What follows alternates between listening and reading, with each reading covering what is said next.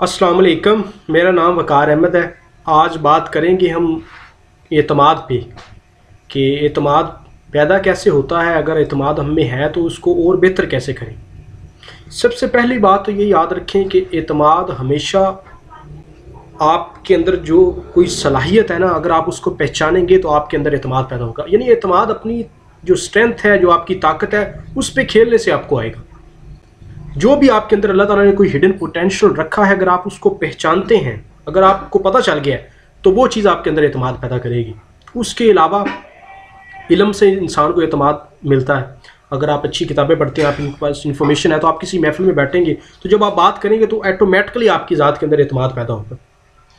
दूसरा, आपको जो आपकी स्ट्रेंथ है, जो आपकी ताकत है, जब आप उसको एक्चुअलाइज करेंगे, उसको प्रैक्टिकलाइज करेंगे, जब आप उसको इस्तेमाल करेंगे तो ये चीज़ आपके अंदर एतमाद पैदा करेगी। ये दो तरीके हैं, या तो आपकी ताकत, जो आपकी स्ट्रेंथ है वो, अगर वो नहीं तो उसके अलावा फिर इल्म है।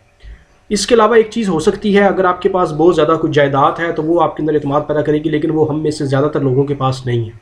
तो ये फिर दो तरीके बचते हैं, आप अपनी ताकत को पहचानें, अपने हिडन पोटेंशियल को पहचानें, और दूसरी चीज़ आपके पास अच्छी इन्फॉर्मेशन हो, आपके पास इल्म हो। ये दो तरीके हैं एक आम इंसान के लिए। अगर उसको अपनी ज़ात के अंदर एतमाद पैदा करना है, वो महफिल में बात करेगा तो फिर ऑटोमेटिकली उसकी ज़ात के अंदर इंप्रूवमेंट आती जाएगी, तो वो बेहतर होता जाएगा। आपके वक्त का बहुत शुक्रिया।